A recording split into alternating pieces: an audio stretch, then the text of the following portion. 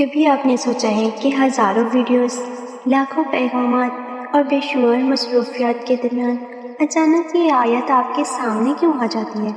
کیا یہ صرف اتفاق ہے یا اس کے پیچھے کوئی ایسی حکمت ہے جسے آپ ابھی تک سمجھ نہیں پائے؟ شاید آج اللہ نے آپ کو اسی لمحے کے لیے چنا ہے۔ شاید آپ کے دل میں کوئی درد ہے جسے کوئی نہیں جانتا۔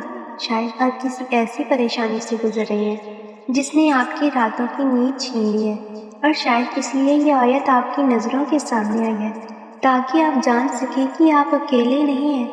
اللہ اپنے بندوں سے مختلف طریقوں سے بات کرتا ہے، کبھی دعا کے ذریعے، کبھی حالات کے ذریعے، اور کبھی اپنی کتاب کی آیات کے ذریعے۔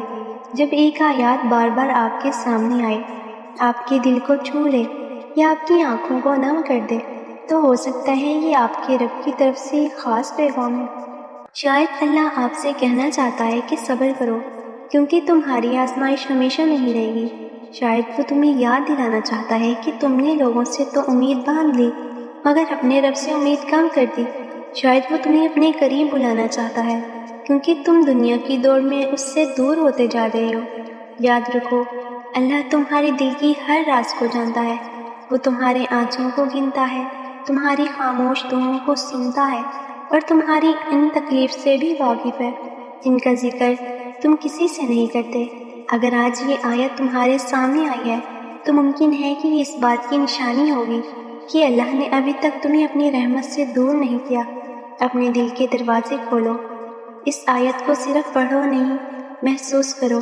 اس کے الفاظ میں چھپی ہدایت کو سمجھنے کی کوشش کرو۔ ہو سکتا ہے تم جس جواب کی تلاش میں ہو، مہینوں سے بھٹک رہے ہو، وہ اسی آیت میں چھپا ہو۔ اللہ قرآن میں فرماتا ہے، تم صبر کرو، میں صبر کرنے والوں کے ساتھ ہوں۔ آج اپنے رب کی طرف ایک قدم بڑھاؤ، ایک سچی توبہ کرو، ایک خالص دعا مانگو، اور اپنے دل کی بات اللہ کے سامنے رکھ دو، کیونکہ جب اللہ کسی بندے کو اپنی طرف بلانا چاہتا ہے تو وہ اسے کسی نہ کسی بہانے سے اپنی یاد دلا دیتا ہے۔ شاید یہ آیت آپ کے سامنے اس لیے آئی کہ اللہ آپ کو بتانا چاہتا ہے کہ میں تمہیں بھولا نہیں ہوں، میں تمہارے ساتھ ہوں۔ اگر آپ کو یہ ویڈیو پسند آئے تو ویڈیو کو لائک اور چینل کو سبسکرائب ضرور کریں، اور ایک پیارا سا کمنٹ ضرور کریں۔ شکریہ۔